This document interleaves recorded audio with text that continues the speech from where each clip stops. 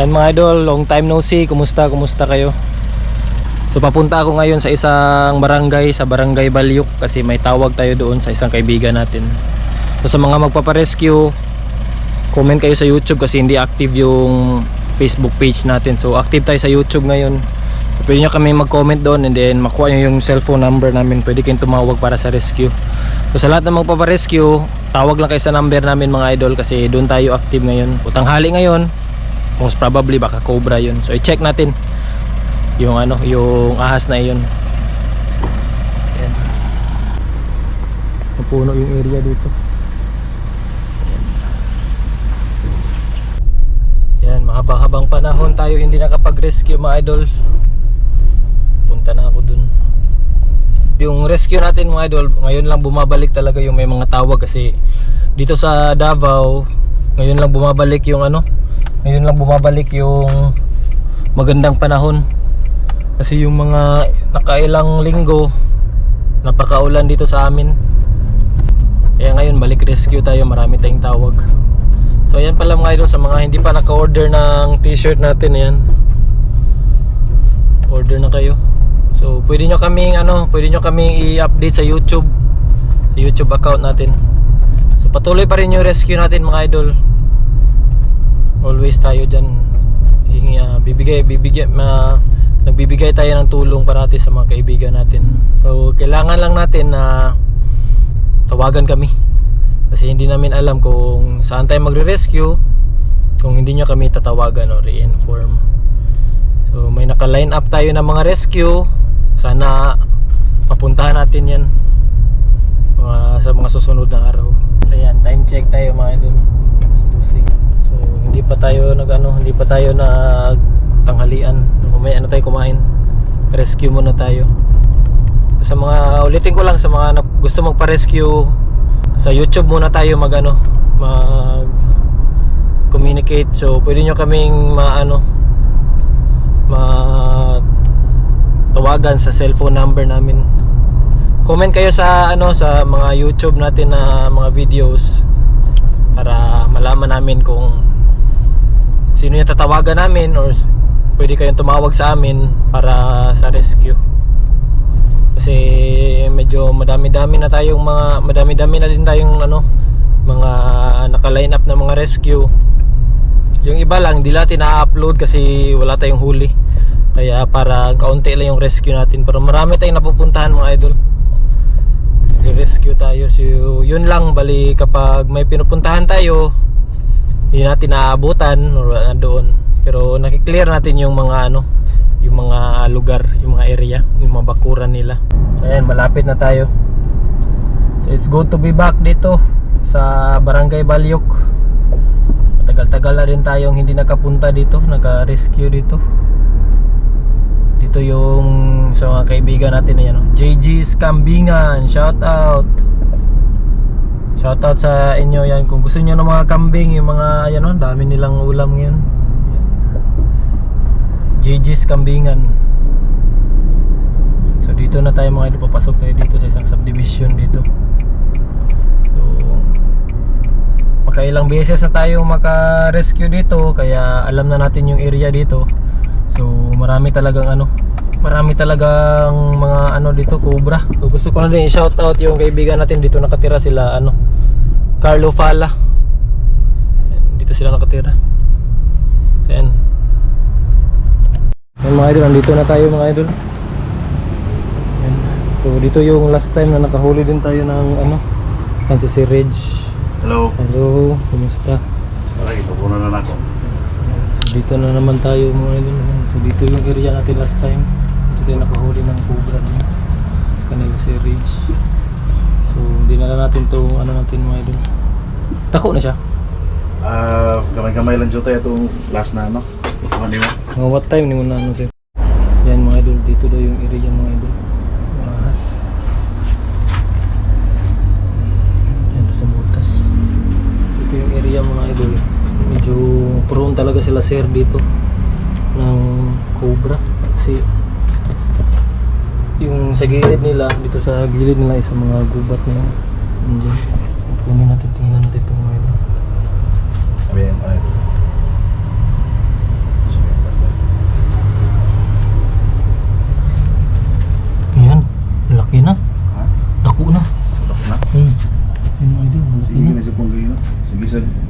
Kuan ba bisig akong kinasilit mo. Pinong idol. Sa loob. Oh, sige ko sa nila. Ah, maliit pa. May pa pa pala. di. Gamay-gamay sa atong last na to kuan dali. Maliit pa mga idol. Pero adult na to.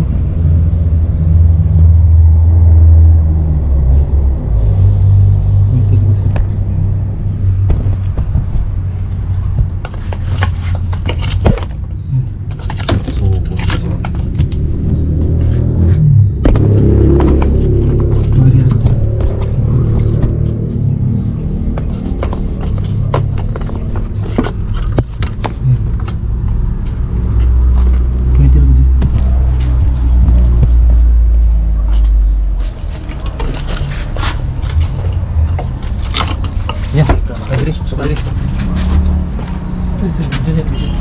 Konti. Yan, labas naman ito. Okay, so adult na to. Sila. Oh, same Same lang. lang yung ano, last na nakuha na to. Same lang, mga idol. Eh, doon tayo sa labas. Yan.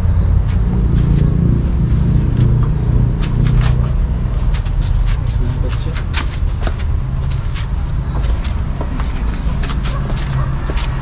Sige lang to.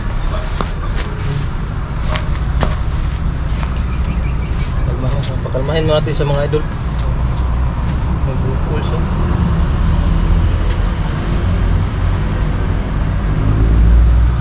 Ako lagi.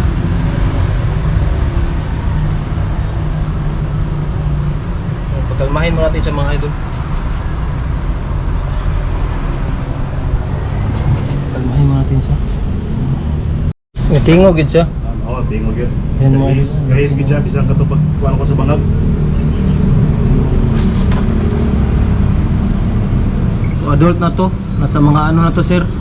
Nasa mga 4 na taon, 3 taon. 3 to 4 years old na to mga idol. So ang kanilang ano pagkain mga idol, ganitong oras naghanap sila ng daga. So daga yung punteriya nila. Kaya nandito sila sa area. Dito sila sa area ni sir. Yan si Sir Reg. Salamat kay Sir Reg, always Okay ra sa kubra. always si sir na tumatawag sa atin para magpatulong ng rescue kasi alam ni sir kung gaano kadelikado yung ahas, yung ganitong ahas mga idol, itong cobra. So highly venomous. So mag-trivia na lang tayo mga idol. Yung summer cobra natin, ano siya, aktibo siya mostly 9 AM to 3 PM. So kaya always sila napapadpad kapag tanghali dito sa mga kabahayan kasi dito sila naghahanap ng shade or ano sila, nagpapalilim sila kasi yung mga lupa natin sa ganitong oras napaka-init. So ayan, so buti na lang malapit tayo sa area. Ayun.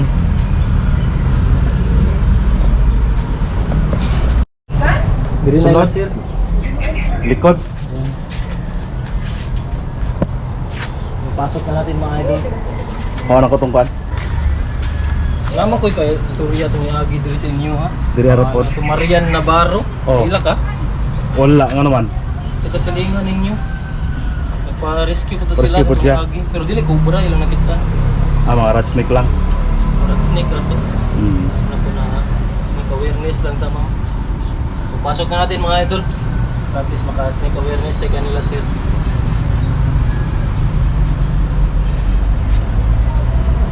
Kuan na siguro na si Binom na ganina na sa sige kuan ba. Nagyapon. Nagyapon. Pag-anan ko sa tubo, paak gyapon niya. Nagyapon. Nagyapon. Paspas man na sila mo replenish. Pasok natin mga idol. Pasalamat kay Sir Reg. So hindi natin masyadong habaan yung ano, yung vlog natin ngayon. So ayan mga idol, mahaba na siya. Siguro nasa mga ano to, 2 feet, 3 feet, yan. Nawa ganyan 2.5.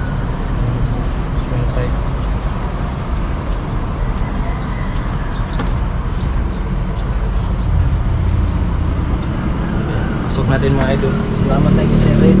So yan mga idol, snake awareness tayo kaunti. Bali yung cobra natin talagang aktibo sila kapag 9 to 3 PM. So always kung may mga anak kayo, may mga bata kayo mga idol, always see to it na pag tanghali, pag mainit na masyado yung panahon, always na ipapasok nyo sila sa bahay. And also your mga pet ninyo, stay indoors. Always na nasa loob dapat yung mga pet natin, kasi kapag tanghali usually ano sila, Malabas. napapadpad sila. Saan? Sige kaya pa sa case ba no? Oh, Gani na ra. Gani na ra sa sikod. Bago sa subang na gani. Depends nila sir. Ayan. Hopefully, di na mabisita sila sir ulit dito. So sir, anything na ano, tawag lang. Sige. Salamat sir Rich, ayan. Sorry. Tangki daw ila hadapit. Duha man ni tangke na pud sa ubos. Phase 2 man, phase 2. Akin ni. Oh, ganda. Kini na tangke kini. So ayan, gusto ko lang din i-shoutout si Ma'am Marian Navarro. So ma'am, salamat sa pag-reach out. So sana kung may mga situation kayo na ganito, tulad kang Sir Reg, pwede kayong tumawag sa amin, libre yung rescue. So wag niyo alahanin yung bayad, importante safe kayong lahat. Tsaka kasi delikado kapag hindi umalis yung ahas, baka magtago sa ibang parte, tapos may makagat yung mga pet nyo, yung mga pusa, aso, yan. So importante yung safety talaga, tsaka baka may bata, yan, baka delikado. So tawag lang anytime. At least So, may ano na, peace of mind. So at least si Sir, may peace of mind na naman. So na-disturbo na naman si Sir ng ano. So hopefully, sunod wala na. Medyo matagal-tagal na yan, Sir. No? Dugay na po doy.